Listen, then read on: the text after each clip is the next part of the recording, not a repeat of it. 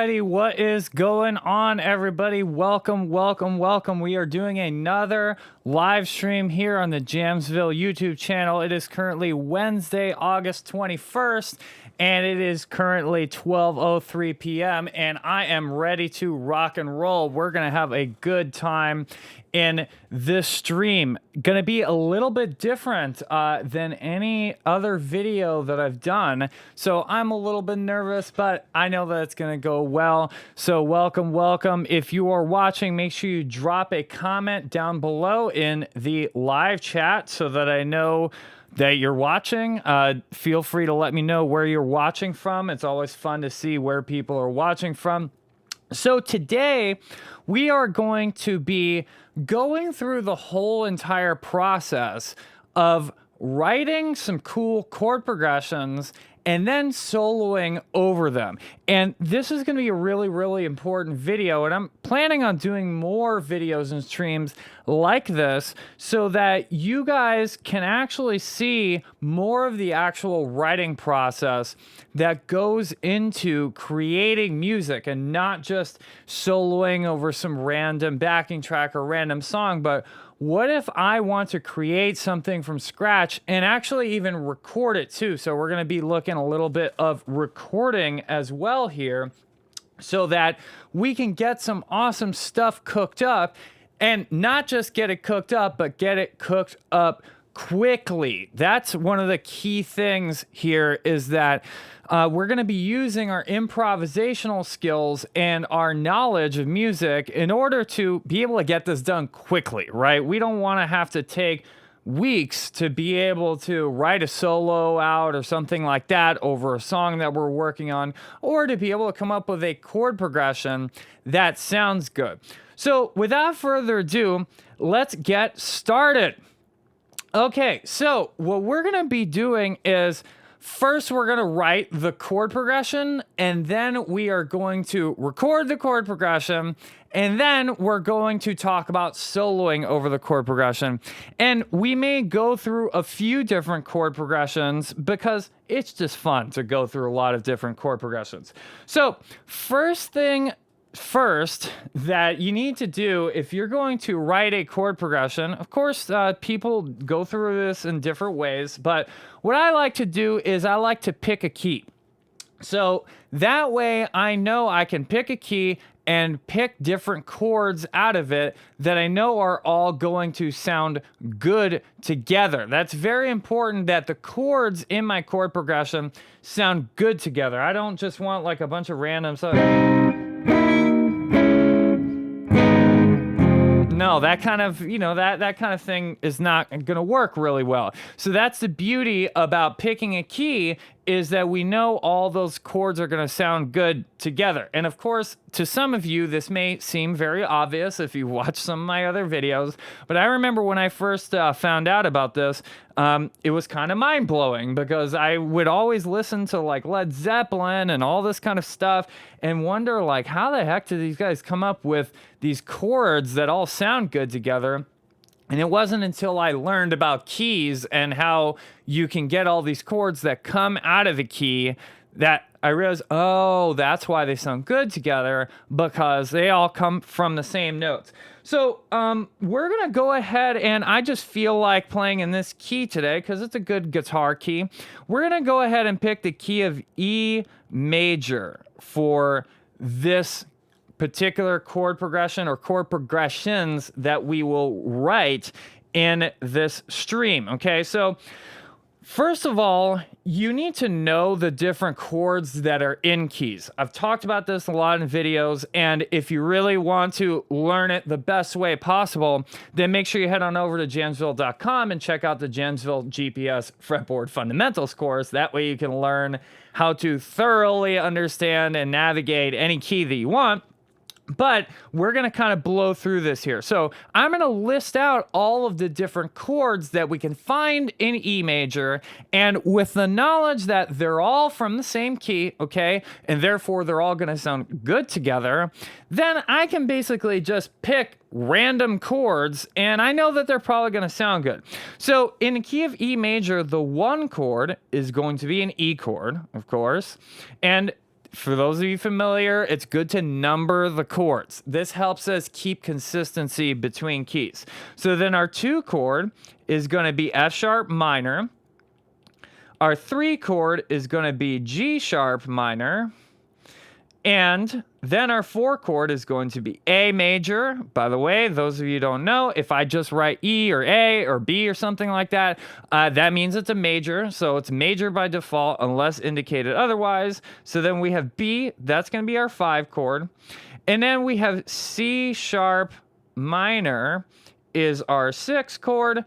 And then I'm running out of space here. Let's go ahead and make this a little bit smaller real quick so that I can actually, yes, that would be good. Okay, free up some more space there. And then our 7 chord is going to be D sharp diminished. That's a little diminished sign there, okay? So out of all the chords, by the way, in a major key, the one that gets used the least is going to be that 7 chord, the diminished chord, okay? And that's for a number of reasons. We're not really going to get into that right now. Let me go ahead and fix this. This kind of got messed up here. My little J there, it got messed up. I don't like that. I want my J to be in order. Okay, so now we know that all of these chords are going to sound good. One thing I'll talk to you about in a second, because I just mentioned how that 7 chord doesn't get used too much, okay? I want to show you another technique that people use a lot more often instead of actually playing the 7 chord. It's a little bit complicated, but I think that you guys will find it very useful. So I'm just going to go ahead and pick a couple of these chords. So I'm going to go ahead and start with C sharp minor, okay, which is the 6th chord. Okay, C sharp minor is a good chord to start on. The 6th chord is always a good chord to start on. One mistake that people make a lot, it's not really a mistake, but it's just something that everybody does in the beginning, is they always go, okay, I'm going to play a chord progression. Let me start the 1 chord. Don't start on the 1 chord if you want to make it sound a little bit more sophisticated. Either save the 1 chord for later, or even more sophisticated in some ways, I think, is what if you just never play the 1 chord? You have all these other chords in the key. You don't have to play an E major chord. That happens plenty of times, okay? But at the very least, don't put it first, okay? I know it's number 1. We think, oh, it's got to be first. It's number 1. But you don't need to put it first, okay? So we're going to go ahead and start with the 6th chord, okay? And by the way, we're going to be using bar chords mainly for this. I know there's lots of different ways to play these different chords, but for example, this is the C sharp minor bar chord that I'm playing. You would include this, but a lot of times I don't include that top note over there. So I just want to make that clear. So that's a minor bar chord starting from the 5th string, okay? And then by the way, we're also going to be using a few other shapes. I'll cover those when we get there. But for example, the major bar chord shape would be like this, but with this note here, and you actually have to bar down these 3 notes kind of like this. Let me see if I can throw a bar in there. I think it goes like this. There you go. So you got to actually bar that with this finger. So that chord is not going to be in our key right now, but I'm just showing you the shapes we're using. So we got our minor shape, and then we have our major shape. Those are from the 5th string, of course, if you're not familiar with those. If you are familiar with those, I'm sorry that I just bored you with that. Okay, so we're going to play C sharp minor. And then, so we can just pick another random chord. We could play F sharp minor, we could play G sharp minor, we could play A, we could play B, we could play E. I'm going to go ahead and actually pick B for the next chord, okay? This is a very cool chord progression that I like the sound of. There's a lot of different ways of thinking about it. We're going to try to keep it simple for right now, okay? So we're just going to go ahead and play the 6th chord and the 5 chord. So actually, believe it or not, just that alone, okay, that could be our chord progression. We could just go like this. C sharp minor, B.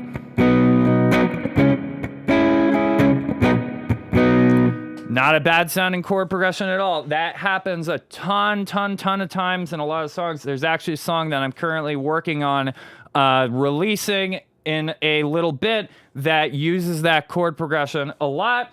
And it's just it's very simple. You got a minor chord and then go down a whole step and play that major chord. And those of you, by the way, who are very astute, you may have noticed also that you have the same sort of phenomenon going on between the 2 chord and the 1 chord. So actually, if I played, like, for example, if I played F sharp minor,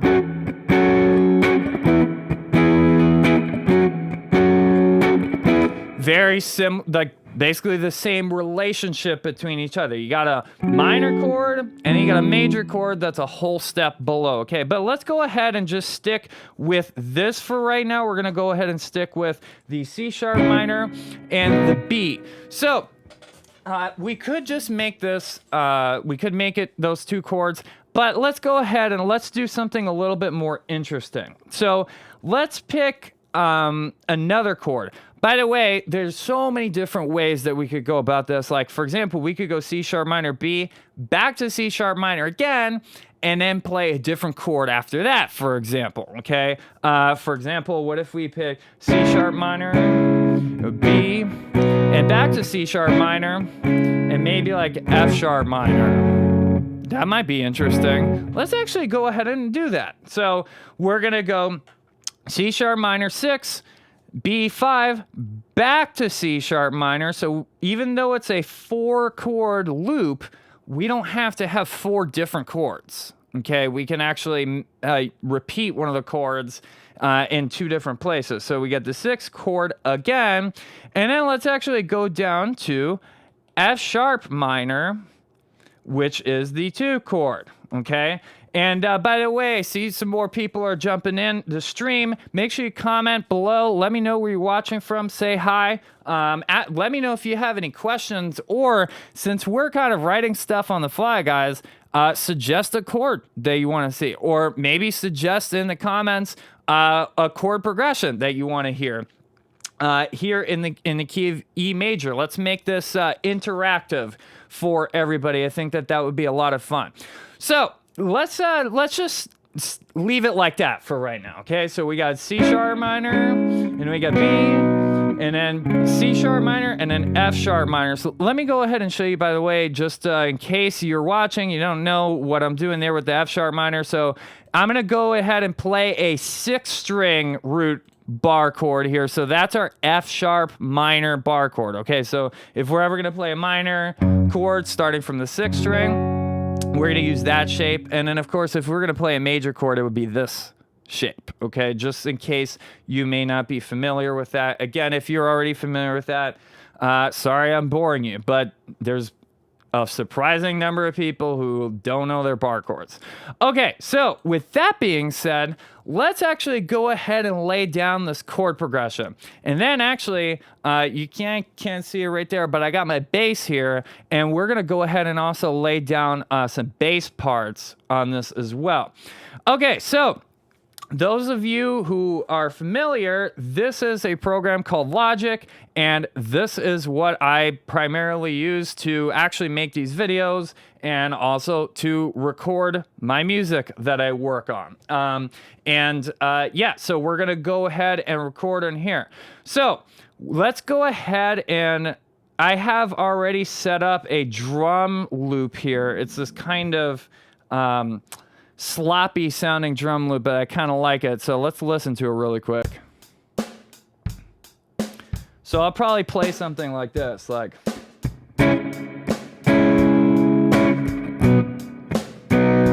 Nice and slow.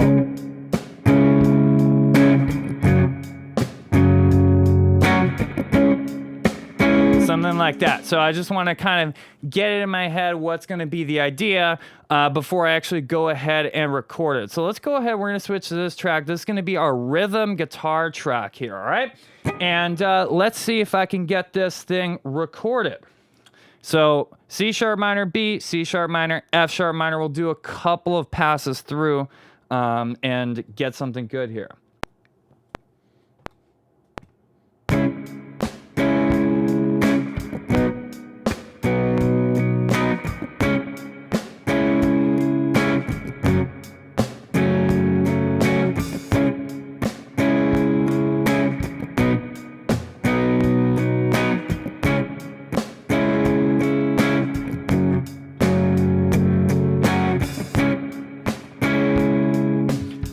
cool. Let's see how that came out.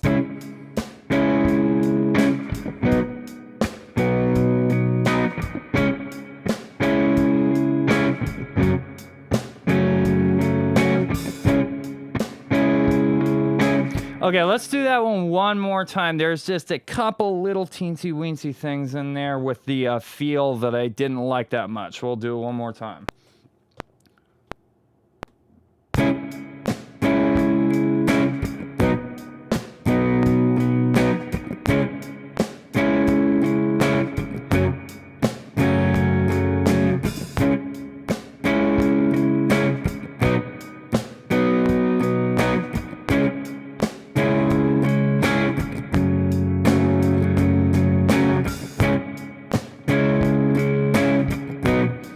Okay, cool. So whenever I'm recording, by the way, and I'm trying to loop something, I like to just play into the next repetition, because sometimes the end of a loop can get a little bit messed up if you try to cut it off before the end of the repetition here. So now I think I like that one a little bit better. Let's go ahead and listen to it.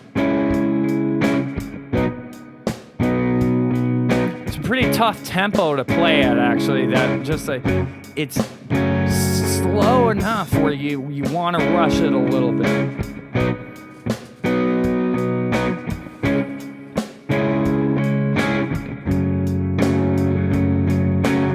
Okay, that's not too bad. So let's go ahead and leave that like it is. And now we're actually going to go ahead and lay down a bass line, because we need a bass line here. So, got my trusty old bass over here. This is going to be the first time that I have played bass on the channel. So let's go ahead and see if we can get something going with the bass here, okay? So let's go ahead and make sure, first of all, this bass is in tune. That's very important. Which, no, it is not in tune. It is quite flat. So that would not have been good if I would have laid down an out of tune bass line. Okay, so just before I even record, I'm gonna keep it real simple with the bass. I'm not a bass player yet, at least. I've been working it a little bit, but we're gonna go ahead and just play the root. So that's the most important part when you're laying out a bass line.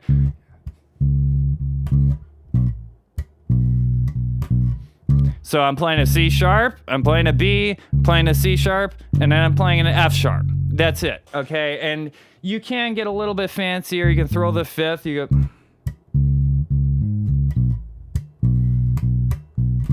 can play little passing notes. We're not going to try to get that crazy right now. I just want to lay down a nice, simple sounding groove, okay? So let's go ahead and give that a shot.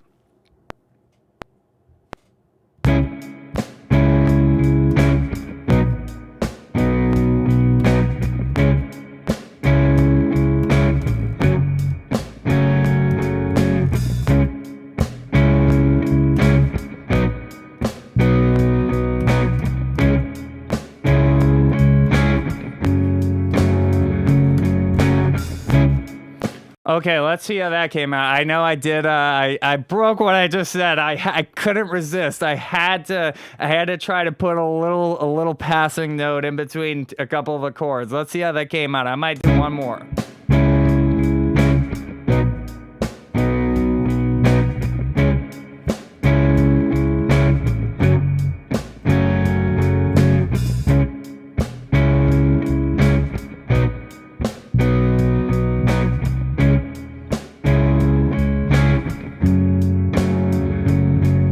Okay, that was decent. I'm gonna do one more just because, you know, I'm such a perfectionist, guys, and you know, it's kind of this drum groove. It's really cool because it's a little bit sloppy, but then there's a part of me that's like, I want to quantize it. So let's try to get it just a little bit tighter. It's very, very important that you get the bass sounding really, really nice and tight especially when you're doing the recording. Okay.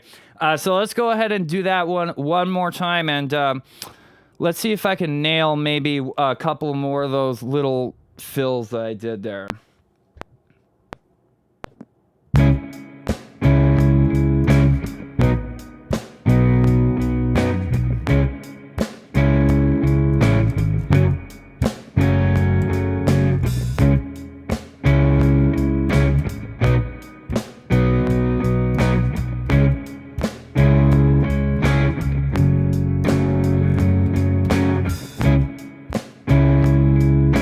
Okay, cool. Let's hear that one. I think that one felt a lot better.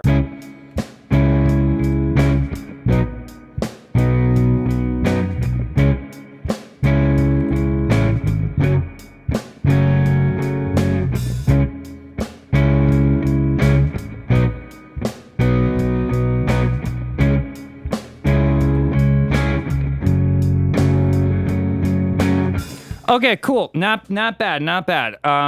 Like I said, I'm a perfectionist, so if it wasn't streaming right now, I'd probably re-record this thing like 10 times, and I will go and edit it and stuff. But we're not gonna do that right now. So let's go ahead, plug the guitar back in. And now we're ready to start soloing over the thing, okay? So, I mean, we could do any number of things, guys, with this. Now, once you got a groove, you got a chord progression going, you could be easily writing a song over it. I could start thinking of something to sing. We're not going to get into songwriting at the moment. We'll keep it focused on soloing. If you want me to do another stream or video where we actually go ahead and start writing a song here in Logic, make sure you go ahead and drop a comment letting me know if that's something that you want to see. I definitely think it would be a cool idea. So we're going to go ahead and go back now, and let's talk about soloing over this thing, okay? So, first of all, we know it's in the key of E major, even though... Okay, there's no E major chord. Remember I talked about that? That it's really cool sometimes if you don't use an E major chord, okay?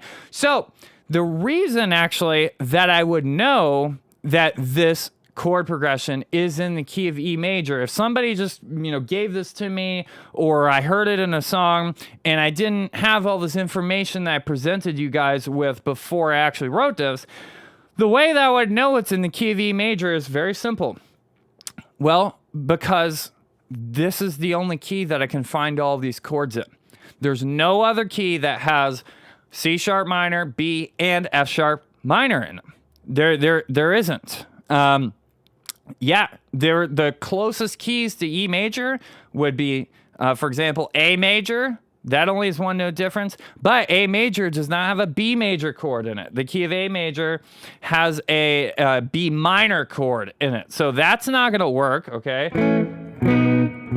That doesn't fit with the key. And then an other next closest key to the key of E major would be the key of B major. And the key of B major, it does have C sharp minor, it does have B in it, but it doesn't have F sharp minor in it. It would have F sharp major in it. That would be the 5 chord in the key of B. So that's how I know it's in the key of E major. Now, if you're more astute, you might be thinking, well, gee, why are you even thinking of in the key of E major? Because there is no E major in the chord progression, and there's a C sharp minors. So why don't you just think of it in C sharp minor? That's 100% correct. It's basically C sharp minor now, okay? So got tricked you guys. We're not playing in E major. We're playing in C sharp minor. But of course, E major is the relative major of the key of C sharp minor. They use the same notes. There's different sorts of things that we can do on each of them, okay? But regardless, you can still play E major, and you can also play C sharp minor over the whole entire thing. So first of all, we could very easily just say, okay, step number 1 would be, can I play E major pentatonic / C sharp minor pentatonic? By the way, both of those are literally the exact same things. So let's go ahead and actually get rid of these here. We're going to go ahead and throw a scale up. So let's see, go to the trusty old scale generator here. By the way, for those of you who wonder, this program is called neck diagrams, okay? Neck diagrams. So we're going to put in a pentatonic scale, major pentatonic, E major, and it's going to give us all of the E major pentatonic notes all across the fretboard. Look at that. That's very cool. So like right there, starting on this F sharp here, this is what would be, I believe, considered position 3 of the minor pentatonic scale. And then starting from G sharp here, that's position 4. etc., etc. Okay, of course, it's best if you don't need to use something like this where you're like, oh, I'm going to generate the scale to learn it. It's better if you just know it already, right? But let's go ahead and use this as a great tool.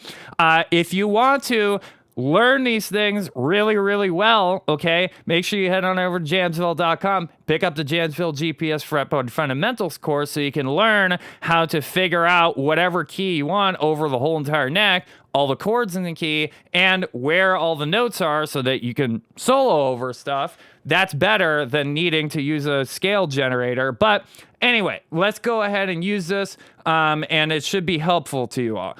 All right, so first of all, let's just see what kind of stuff I can come up with if I just play over this thing with pentatonic scale. And I'm not going to think of anything else. There's lots of other things that we can think about, but let's just see what's possible with just pentatonic scale.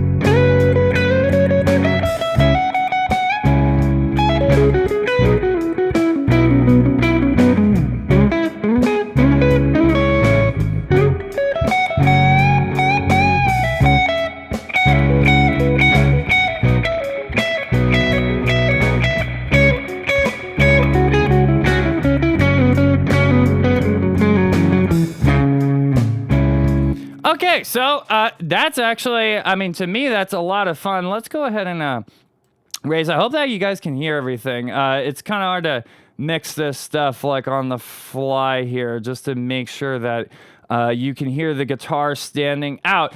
But anyway, so there's a lot of stuff that you can get at it just pentatonic scale. I mean, I'm kind of ignoring the chords. There's other things that we're going to talk about in a second, but there's your pentatonic scale. By the way, if you notice, there are some times there where I was playing up and down one string, which really, really allows you to transition between positions and not kind of feel like you're stuck in the same place. So it's very, very useful to know what the actual names of the notes are in the scale that we're playing so that you can actually go ahead and do that, go over one string. So let's just write out here so you know. So the E major pentatonic scale has E, it has F sharp, it has G sharp. It doesn't have A. A is normally in the major scale, but it has B, and then it has C sharp. So just those notes, okay? So it's very important when you're practicing this stuff to go ahead and be able to go and like look at the actual names of the notes. So that way you can say, like, oh, for example, here, if we look at the third string, the third string, we have G sharp, and then we have B, and then we have C sharp, and then E, and F sharp, and G sharp, right? So that's so like, dude, when I learned how to play like that, it just like instantaneously got me unstuck from being in the box. And that's why in the Jamsville GPS Fretboard Fundamentals course, that's why we actually go ahead and learn the notes on the guitar neck one string at a time so that you're just thinking that way like right off the bat instead of thinking, okay, let's learn our pentatonic first and be stuck in one box. Again, that's actually there's nothing wrong with that, right? There's a lot of stuff that you can do once you know what you're doing in order to like sound great, even just playing that one box pattern. But of course, once you have exhausted all the possibilities there, it's a really good idea to, you know, start expanding your knowledge in the fretboard. By the way, there was one thing that I played there. There was a video that I made a couple weeks ago, 7 awesome pentatonic licks in the key of E major. I swear I didn't do it on purpose to make them in the key of E major where we're also playing the key of E here. It's just a cool key to play in. But if you want to get even better at like actually applying the stuff, once you've learned all these pentatonic patterns, then you got to learn some vocabulary, okay? So like I played a little idea that I remember was from one of those licks.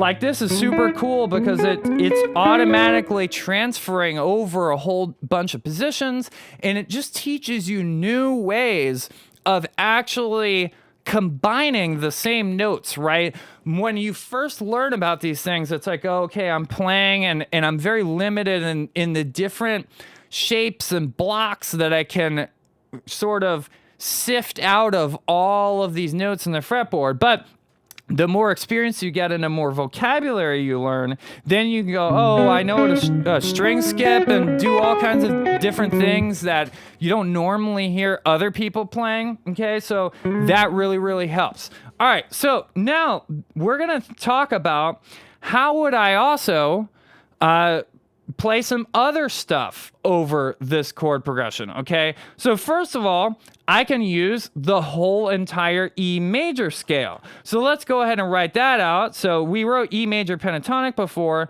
Remember the formula, by the way, for major pentatonic is 1, 2, 3, 5, and 6. So you take any key that you're working in, you take the 1, 2, 3, the 5, and the 6, and then that's gonna give you the major pentatonic version. You're basically just cutting out the 4 and the 7. But let's actually add in the 4 and the 7 and see what happens with that. Maybe there's going to be some problems that pop up. Who knows? Or maybe it'll sound really, really good. So we're going to have the following notes. This is the whole entire key of E major, and of course you saw it up there with the chords, but it's nice to just look at the notes. So you got 1 is E, 2 is F sharp, 3 is G sharp, A is 4, B is 5, C sharp is 6, and D sharp is 7. Also very important to make sure you know the numbers of the notes in the key, because that way, that's the thing that like stays the same no matter what key you're in, okay? Like 1, 2, and 3, the shape looks the same. 3 to 4, the shape looks the same. That relationship between notes is always the same, so it really, really helps to be able to have that down so that you can start treating really every key as like the same thing. That's kind of cool. It's kind of annoying if we're always thinking of it as something different, okay? So, what happens if we do that? First of all, let's go ahead and add all of those notes onto here. So, let's go to make the E major scale here. Major scale. Perfect. Okay, so now we just added a whole bunch of A's and we added a whole bunch of D sharps. So if you notice, the A's are 1/2 step above the G sharps. So they are in the 3rd string, 1/2 step above G sharp. And remember, G sharp is the 3rd. So that 3rd note, the 4th is a 1/2 step above it. Always, doesn't matter what key it is.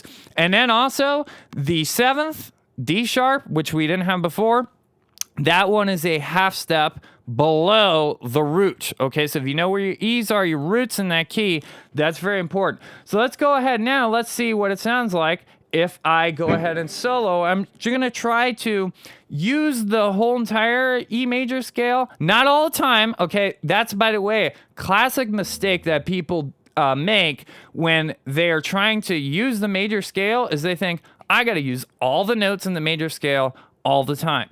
Well, guess what? That's what actually makes you sound like you're running a scale, because you're trying to use all the notes all the time instead of like thinking, oh, well, what if I just pick like these 3 notes here, A, C sharp, and D? Or what if I pick 2 notes and make smaller musical ideas? But I will eventually use all the notes, and then I'll also allow myself to use the major pentatonic scale, okay? So let's see what that's gonna sound like.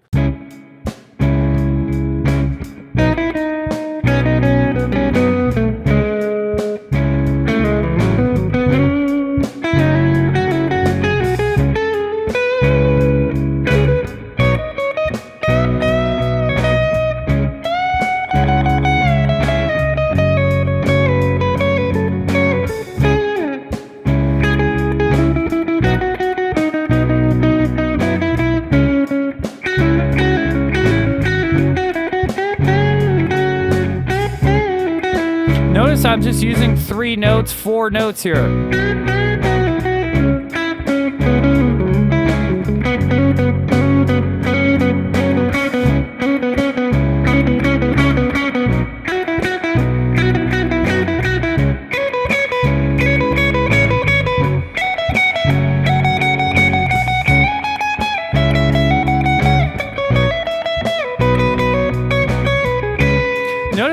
to make clear musical ideas. So I'm trying to, like 2 notes back and forth.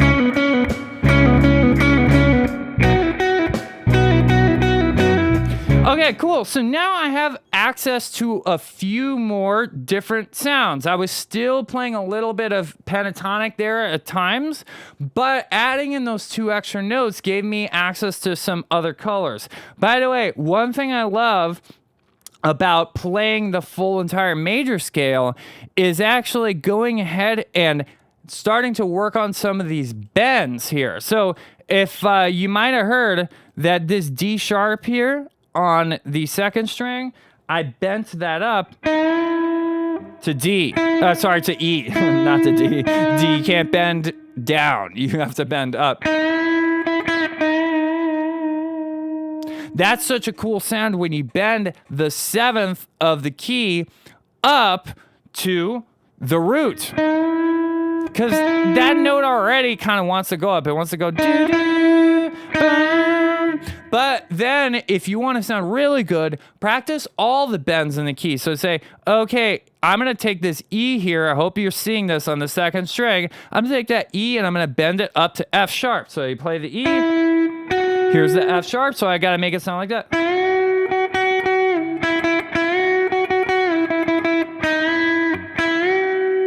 And then go to the next note. F sharp, bend it up to G. G sharp, bend it up to the A. Notice how I play the 2 notes before. Why? Because I want to get it in my head. I need to make sure that I hear da, da. I can't sing that high. Da, da,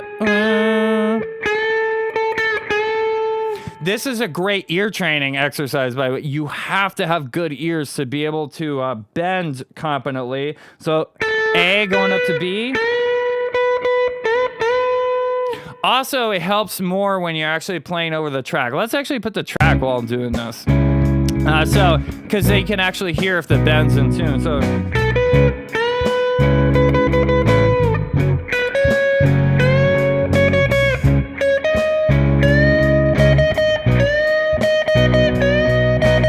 This one sounds great. The C sharp up to the D sharp.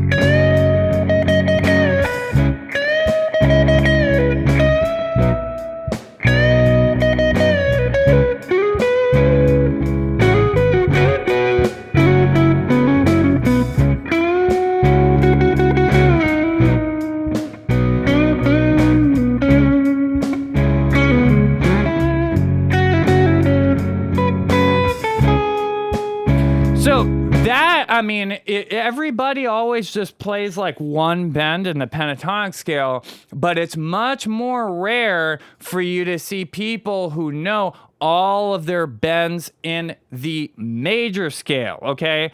All right, so now, of course, just to recap here, we've made this chord progression. Those of you who are just tuning in, we figured out how to write a chord progression, so we picked out of this key of E major. We listed out all the chords that are in the key. We just kind of picked some random ones. We picked C sharp minor, we picked B, we picked C sharp minor, we picked F sharp minor. So we got a 6, 5, 6, 2 progression. Okay, so then we played the minor pentatonic / major pentatonic scale over the whole entire thing. Now we try playing the major scale. So last thing that we're going to talk about is that we're going to now play triads over the chord progression. So this is the thing that really starts to take you to the next level.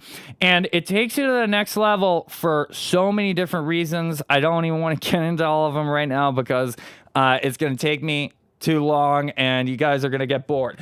But all I'll say is that it teaches us what notes are going to sound good on each chord. Not just good, but the best sounding notes, okay? And it helps us watch out for notes that might not sound so good on certain notes. By the way, on certain chords, rather. By the way, I didn't even mention that before.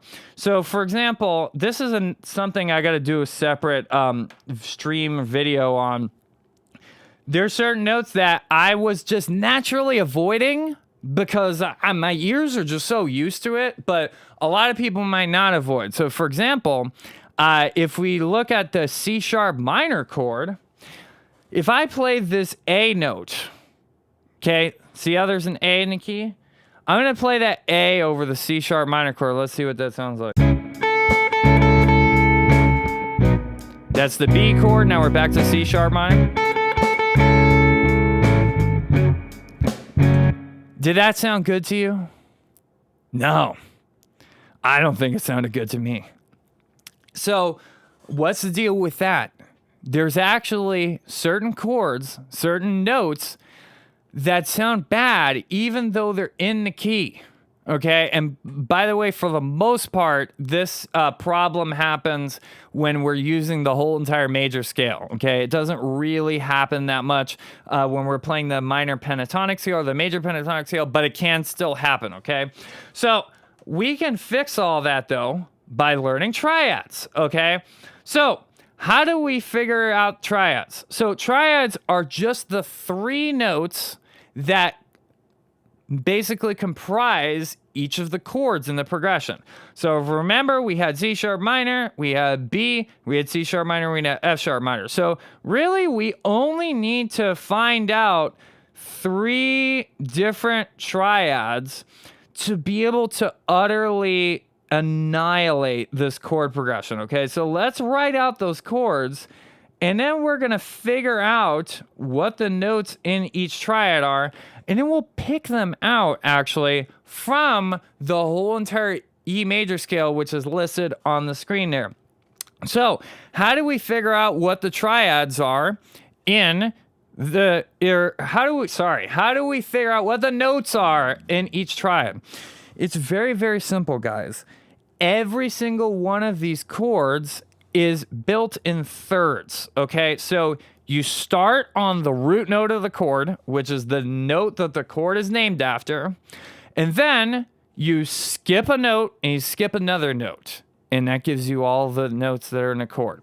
So for example, you see we have all the notes listed above here, right? So C sharp minor. First of all, we know there's a C sharp in the chord. That's the root of the chord because it's called C sharp, okay? Pretty easy, right? So we're going to skip D sharp. We don't want the note that's right next to it. And then I know that we're at the end here, but the whole thing repeats. So we're going to skip D sharp. We're going to take E. So we have C sharp. We have E. And now we're just going to skip one more note and take the next one after that, and then that's the whole thing. So E, we skip F sharp, and we're going to take G sharp. And that's the notes that are in a C sharp minor chord. That's it. Is this rocket science? No, it's not rocket science. I know that some people have, they're very intimidated by all this stuff, music theory and all that. It's not really rocket science though. Okay. It's literally just figuring out three letters. You know what else is three letters that you learned when you're in kindergarten? Cat and dog. Those are three-letter words. You learn how to spell them. If you can spell those things, you can spell out triads. Okay, so B, we're going to do the same thing. So I know that we want B. Let's actually just go ahead and put like a dot on it. So we're going to take B. We're going to skip C sharp. We're going to take D sharp. And then we're going to skip E. We're circling back here. We're going to skip E, though. And we're going to take F sharp. So B, D, F sharp. See that? We start on the rooted chord, skip a note, take that one, and then skip another one. Take that one. So D sharp. I think I might have said D earlier. That would be a mistake. And F sharp. I'm a pretty big stickler about you. You got to make sure that you say sharp and all that stuff, because if I play D natural, it's not going to sound good. That's going to be a problem if I play D natural. So you need to pay attention to that stuff. Okay, so we're already 2/3 away. Is this taking a long time? No. It's been maybe 2 minutes since we started doing it. So let's figure out the F sharp minor chord, okay? So F sharp minor, well, we're going to start on F sharp, and we're going to skip the note next to it. We're going to take A, and then we're going to skip the note next to that. So we skip this, took this one, skip this one, and then take this one. So if F sharp, A, and C sharp. That's it, guys. That is all the information that we need to know in order to now really start like destroying this chord progression, okay? So now, first of all, we can go to our full scale here and let's find the C sharp minor chord, because that's the one that happens twice, right? The chord progression C sharp minor, B, back to C sharp minor, and then F sharp. So here is C sharp, E, G sharp. So we're not going to go through every single one that exists on the neck, because that's a whole thing that you have to study. It takes a lot of practice to be able to actually find every single one of them on the neck. But that's okay. You don't need to be overwhelmed by that. Let's just find one triad for each of the chords. Okay, that's it. Let's find one for right now so that we can at least start getting used to the idea of being able to play with triads and be able to actually pick out these notes and land on them when the chords change. That's the thing that lets us sound really cool, is that when a C sharp minor chord hits, I'm going to play the C sharp, the E, or the G. I'm going to actually play on any of those notes. There's other ones that are in the neck, and again, that's what I talked about, that it takes a little bit longer to learn every single last one of them, okay? If you want to learn every single last one of them, you really want to master the fretboard, you want to learn all your triads all over the neck so that you can actually do this instantaneously in any key over any chord, then the only way to do that, not the only way, but the best way to do that is to go to jamsville.com and pick up the Jamsville GPS fretboard fundamentals course, where I show you how to do that. It takes some time, but it's super duper worth it if you learn how to do that, okay? So let's pick, there's our C sharp minor, there's our C sharp, E, and our G. What about the B chord? We figured out that was B, D sharp, and F sharp. Well, guess what, actually? This one's easy because, let me actually write this next to here. So you also do have to keep in mind the chord numbers. So that C sharp minor was 6, the B is 5, and then this is the 2 chord in the key. So automatically, whenever I'm going from the 6 to the 5, I just know that I go back a step in the key. So for example, look. The root was C sharp before. Look, the note right behind it on the same string is B. I had E before. Look, I go back one note. That's my D sharp. I had G sharp before. Go back one note. There's my F sharp. So actually right here, there's my B major chord. So I had this. Here's my C sharp minor. Here's my B major. So let's actually just forget about the F sharp minor for a second. Let's just see what we can do with that, okay? I will actually just not play in the F sharp minor chord for right now.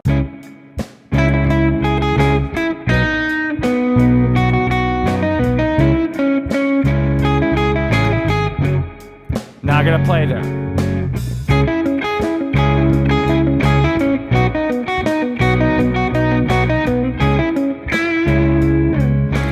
So you see right there, like that sounds really cool. Even just, you're not going to come up with that by accident, guys. You hear the Eagles, the end of Hotel California. That's all triads.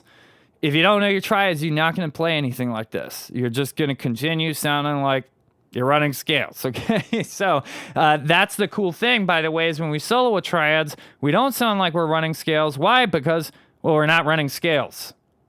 We're playing chords. So how can you sound like you're running a scale if you're not running a scale? Anyway, okay, so let's figure out that last one. F sharp minor, we figured out that was F sharp, A, and C sharp. So now let's see where we can find those notes, okay? So let's actually try to not move like super far away, because we could actually take, if we know this is a minor chord here, C sharp minor, well, our just common sense on guitar would tell us we can actually play all the way up here. Here's an F sharp minor, Same shape. You see that? F sharp, A, C sharp. And notice how I'm picking this out of the whole scale, right? It's really important to be able to see it in context, because then you can see the other notes that are around it and good things happen. You can start mixing it in with just knowing the scale, knowing the pentatonic scale. But anyway, so let's go ahead and let's actually see if we can stay in the same area of the fretboard, okay? So this is going to require us to maybe think slightly differently. We're actually going to play what's called an inversion. It sounds crazy, but it's not. It just means that we're not going to start with F sharp, okay? Actually, what we're going to do is we'll start with C sharp here. So like, check this out. Here's our C sharp minor that we figured out. Here's our B major we figured out. Look, there's a C sharp, and then there's an F sharp here right on top of it. And then there's actually an A right here. Look, all in the same fret. Oh, and of course, by the way, if you remember from our F sharp minor bar chord, that's actually just part of that F sharp minor bar chord. So that's it. By the way, if you're really a student, you notice there's an A up there too. Let's add that. So now we have these three shapes. We have this C sharp here. Boom, boom, boom. We have that's the C sharp minor. We have B major here. And then we have F sharp minor, all in the second fret. Those are all F sharp minor notes. Is it really that hard? No. I could get a 4-year-old to play this F sharp minor chord, probably. If they, I think they probably have the strength to, push down 3 strings all in the same fret. But anyway, anybody who's never played guitar before can play that chord. You can pick notes out of it. So now, I'm going to solo. We will go ahead and let's strip away all the rest of the notes just so it makes it a little bit more clear. So let's go ahead and get rid of those. Let's not clear the root. So here's our C sharp minor. Sorry. There you go. There's our C sharp minor. Then we're going to add, here's our B major. We're just going to leave those all there. And then here's our F sharp minor. So now using just those notes, I'm going to solo over the track that we just made.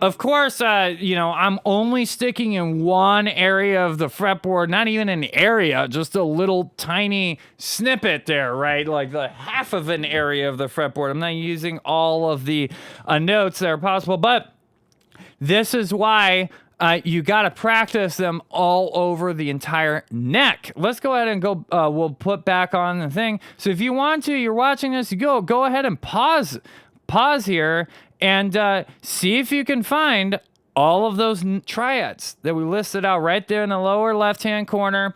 See if you can actually find them on the neck. See if you can find all the C sharps, E's, and G's.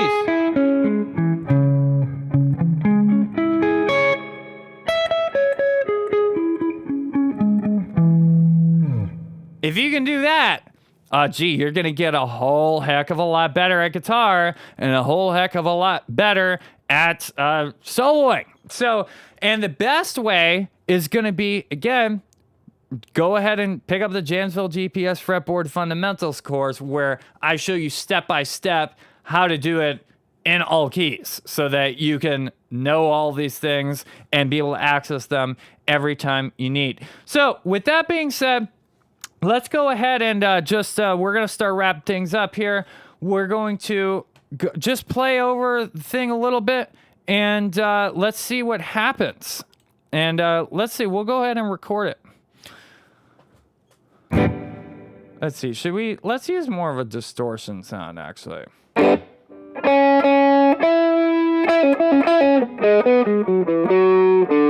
Let's Let's turn it down a little bit. Let's actually, you can see how I'm using, by the way, those of you who are wondering, this is a plugin that is called Amplitude. So let's go ahead. I want to actually turn the drive down a little bit. It's a little too much on the drive here.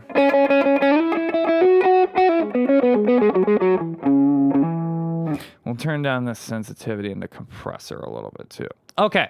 All right, let's lay down a solo, and I'm going to try to use all the different things that we talked about. Actually, one more thing. Let's go ahead and make sure everything's still in tune. You always got to make sure that you're in tune before you lay down a recording.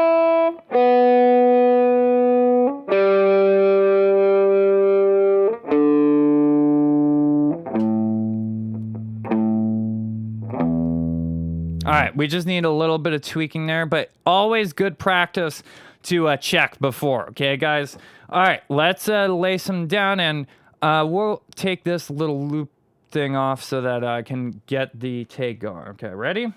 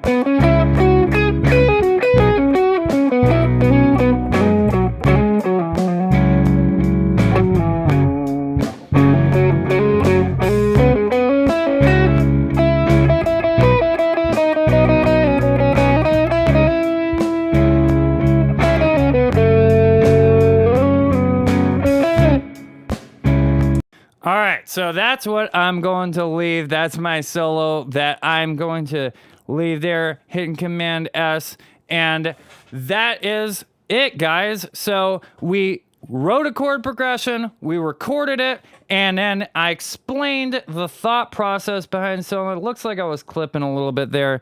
That's okay. It's not too big of a deal when you're recording into a plugin. You just go ahead and turn on the gain later. It's probably the gain was too high in Amplitude or something like that. But anyway, I hope that you guys found this useful. I want you to go ahead and record your own chord progression, go through the same process. And I know that it seems like it maybe takes a long time, but of course, the thing is, the more that you do it, the more you practice, and the more that you work on your fundamentals of knowing your triads, knowing the scales, knowing how to figure out what chords are in a key, it goes by super quickly, okay? So I'm taking a little bit of time because I want to teach you guys how to do it, but, you know, I could just get on here and start, you know, rattling off a whole tons of chord progressions and have you guys flying by the seat of your pants. If that's something you want to see, by the way, I'll be more than happy to oblige. Leave a comment if you want to see me just ripping through a whole bunch of stuff, writing a whole bunch of chord progressions, and just going super fast and, not explaining in as much detail. But we'll go ahead and wrap up. Make sure you head on over to Jamsville.com and pick up the Jamsville GPS Fretboard Fundamentals course. That's the best way, in my opinion,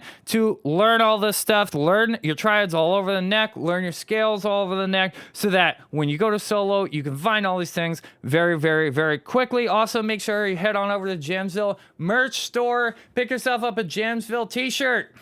I love this freaking t-shirt. I wear it all the time. It fits super comfortably. I'm obsessed with t-shirts that fit well. I don't like things that don't fit well. So it fits really well. I'm really happy with it. Check out my music. I have a song. I have 2 songs on Spotify. I'm working on my 3rd song, which should be done in the next couple of months here. Got a lot of things going on, so it's getting tough. But my song, My Divine, type in Adam Paul on Spotify. It's also in the description of this stream.